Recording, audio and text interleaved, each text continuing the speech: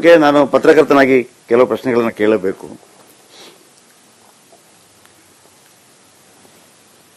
ಕನ್ನಡ ಚಿತ್ರರಂಗದ ಮತ್ತೋರ್ವ ನಟ ದರ್ಶನ್ ಅವರಿಗೆ ರೆಗ್ಯುಲರ್ ಬೇಲ್ ಸಿಕ್ತು 7 ತಿಂಗಳ ನಂತರ. ಅಲ್ಲ, ಜೊತೆಗೆ ಇದ್ದರು ಒಂದು ಟೈಮಲ್ಲೆಲ್ಲ. ಈ ಸಂದರ್ಭದಲ್ಲಿ ನಿಮ್ಮ ಒಂದು ಅಭಿಪ್ರಾಯ ನಮಗೆ ಭಾಳ ಮುಖ್ಯ ಆಗುತ್ತೆ ಸರ್. ಅವತ್ತು ಹೇಳಿದ್ದೆ, ಇವತ್ತು ಹೇಳಿದ್ದೆ, ನಾವು ಲಾ ಅಲ್ಲ. ಕರೆಕ್ಟ್, ಲಾಗೆ ಅದರ ಪ್ರಕರಣ, ಅದು ಒಂದು ರೀತಿ ಇದೆ, ದಾರಿ ಇದೆ, ಹೋಗೋ ದಾರಿಗಳಿದ್ದಾವೆ. ಅವತ್ತು ನಾವು ಕ್ವಶನ್ ಮಾಡೋಕ್ಕಾಗಿಲ್ಲ, ಇವತ್ತು ನಾವು ಕ್ವಶನ್ ಮಾಡಬಾರ್ದು ಸರ್. ಇದರಲ್ಲಿ ಅವ್ರ ಜೀವನದಲ್ಲಿ ನಾವು ಭಾಗಿನೇ ಆಗಿಲ್ಲ. ಏನು ನಡೀತು ನನಗೆ ಗೊತ್ತಿಲ್ಲ. ಅವತ್ತು ನಾನೊಂದು ಮಾತು ಹೇಳಿದ್ದೆ, ಜವಾಬ್ದಾರಿಗಳಂತ ಬಂದಾಗ ಎಲ್ಲೆಲ್ಲಿ ಏನೇನು ನಡಿಬೇಕೋ ನಡಿಲೇಬೇಕಾಗುತ್ತೆ. ಚಿತ್ರರಂಗಕ್ಕೆ ಕರ್ಕೊಂಬಂದು ಅಭಿಪ್ರಾಯಗಳನ್ನ ಕೇಳಿ ಎಲ್ಲರನ್ನೂ ತಗ್ಗಿಸಾಗುತ್ತಪ್ಪ, ಯಾಕಂದ್ರೆ ಎಷ್ಟೋ ಜನಕ್ಕೆ ಉತ್ತರಗಳು ಕೊಡೋಕ್ಕಾಗಲ್ಲ.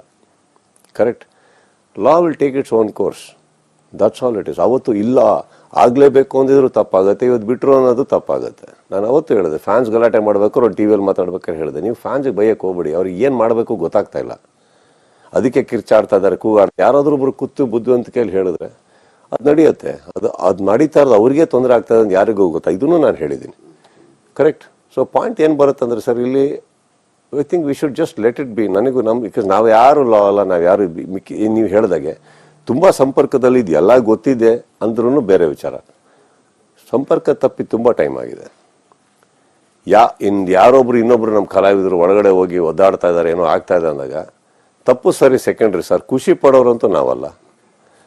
ಈಗ ಬೇಲ್ ಸಿಕ್ಕಿ ಹೊರಗಡೆ ಬಂತು ಅಂತ ತಕ್ಷಣ ಅಯ್ಯೋ ಯಾಕೆ ಅಂತ ಕೇಳೋರು ನಾವಲ್ಲ. ಈಗ ನಾವು ಕುತ್ಕೊಂಡಿದ್ದೀವಿ, ಸಿನಿಮಾ ಮಾಡಿದ್ದು ನಂದು, ನಾನು ಮಾತಾಡ್ಬಲ್ಲೆ, ನನ್ನ ಜೀವನದ ನಾವು ಮಾತಾಡ್ಬೋದು. ನಮ್ಮ ತಾಯಿ ಬಗ್ಗೆ ಇಷ್ಟೊತ್ತು ಮಾತಾಡಿದ್ರಿ, ಅದನ್ನು ಮಾತಾಡ್ಬಲ್ಲ, ಯಾಕಂದ್ರೆ ಇದಿಷ್ಟು ಬಗ್ಗೆ ನನಗೆ ಗೊತ್ತಿದೆ, ನಾನು ಅಲ್ಲಿ ಇದ್ದೀನಿ. ಇನ್ನು ಮಿಕ್ಕಿದ್ದೆಲ್ಲ ನನಗೆ ನಿಮ್ಮ ಮೂಲಕನೇ ಗೊತ್ತಾಗ್ತಾ ಇರೋದು. ನಿಮ್ಮ ಚಾನಲ್ ಆನ್ ಮಾಡಿದ್ರೆ ನೀವೇನು, ಇವಾಗ ಅದು ಡಿಪೆಂಡ್ಸ್ ಯಾವ ಚಾನಲ್ ಆನ್ ಮಾಡ್ತಾ ಇದ್ದೀನಿ ಅಂತ. ಒಬ್ಬೊಬ್ಬರು ಒಂದೊಂದು ರೀತಿ ಹೇಳ್ತಾ ಇರ್ತಾರೆ. So I think even news is a perspective today. Correct. ಒಂದು ಚಾನಲ್ಲು ಸಿಕ್ಕಾಬಡೆ ಗ್ಲೋರಿಫೈ ಮಾಡ್ತಾ ಇರುತ್ತೆ, ಇನ್ನೊಂದು ಚಾನಲ್ಲು ಸಿಕ್ಕಾಬಡೆ ಡೌನ್ ಮಾಡ್ತಾ ಇರುತ್ತೆ. ನಮಗೆ ಇದು ಕನ್ಫ್ಯೂಸ್ ಆಗುತ್ತೆ ಸಮ್ಟೈಮ್ ಜನಗಳಿಗೆ, ಏನು ಆ್ಯಕ್ಚುಲಿ ಯಾವ್ದು ಸತ್ಯ ಇದು ಅಂತ. So my belief is that every story is an interpretation and it is interpreted differently in different channels. ನಿಮ್ಮ ಟೈಮಿಗೆ ನೀವು ಯಾವ್ದು ಆನ್ ಮಾಡಿರ್ತೀರೋ ಅದ್ರ ಮೇಲೆ ಗೊತ್ತಾಗುತ್ತೆ, ಅದು ನಿಮ್ಮ ಸತ್ಯ. ಇಲ್ಲ ಹಿಂಗೆ ಅಂತ ನೀವು ಎದುರುಗಡೆ ಚಾನ್ಸ್ ಇಲ್ಲ, ನಾನು ನೋಡಿದೆ ಆ ಟಿ ವಿಯಲ್ಲಿ ಹಂಗೆ ಅಂತ, ಇಬ್ಬರು ಕರೆಕ್ಟೇ. ಸೊ ಹಿಂಗಿರ್ಬೇಕಾದ್ರೆ ಇದು ಮಾತಾಡೋದು ತಪ್ಪಾಗ್ಬಿಡುತ್ತೆ. ನನಗೂ ಮೊನ್ನೆ ಕುತ್ಕೊಂಡಾಗ ಸಿಕ್ತು ಅಂತ ಗೊತ್ತಾಯ್ತು. Good sir. If law is doing it, law knows what it is doing. Again, why are we talking about it? Okay, ನಾನು ಪತ್ರಕರ್ತ